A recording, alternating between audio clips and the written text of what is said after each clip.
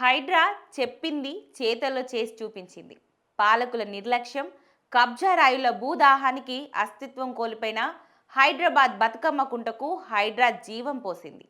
ఔరా అన్న చందంగా అంబర్పేట్ బతుకమ్మ కుంటకు పూర్వ వైభవం వచ్చింది. చెరువుల అభివృద్ధి కోసం ప్రభుత్వం ఏర్పాటు చేసిన హైడ్రా విజయంలో ఈ చెరువును తమ డెవలప్మెంట్ ఖాతాలో వేసుకుంది. సుమారు 8 కోట్ల రూపాయలతో అభివృద్ధి కార్యక్రమాలు చేపట్టి సర్వంగా సుందరంగా తీర్చిదిద్దింది. సెప్టెంబర్ నాటికి చెరువు పూర్తి స్థాయిలో అభివృద్ధి చేసి ప్రజలకు మరింత చేరువ చేసేందుకు శరవేగంగా పనులు చేపట్టింది. ఇక హైడ్రా అధికారి రంగనాథ్ రంగంలోకి దిగిన తర్వాత బతుకమ్మ కుంటపై ప్రత్యేక శ్రద్ధ చూపించారు. దీనిపై స్థానికంగా హైకోర్టులో పిటిషన్ దాఖలు కాగా కోర్టుకి ఆధారాలు సమర్పించారు. 14 ఎకరాలు ఉన్న కుంట 5 ఎకరాలకు కుదించుకుపోయిందని తెలిపింది. దీనితో హైకోర్టు హైడ్రాకే సపోర్ట్ చేసింది. కోర్టు గ్రీన్ సిగ్నల్ ఇవ్వడంతో రంగనాథ్ నేతృత్వంలో ప్రత్యేక టీం రంగంలోకి దిగి అక్రమదారుల భరతం పట్టారు. అక్రమ కట్టడాలను నేలమట్టం చేసి చెరువును మరింత విస్తరించారు. అనంతరం ప్రభుత్వం 8 కోట్ల రూపాయల నిధులు మంజూరు చేసింది. అవసరమైతే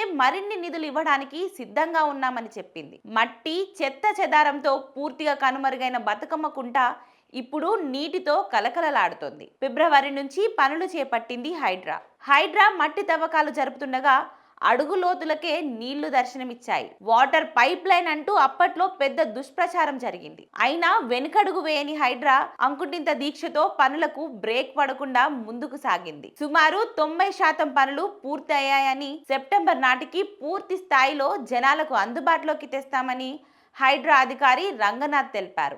boating, walking platforms, children park ఇలా అన్ని రకాలుగా అభివృద్ధి చేశారు. ఇక బతుకమ్మ కుంటకు జీవం పోసిన హైడ్రా మిగతా చెరువులను సైతం అభివృద్ధి చేసేందుకు బిజీ అయిపోయింది.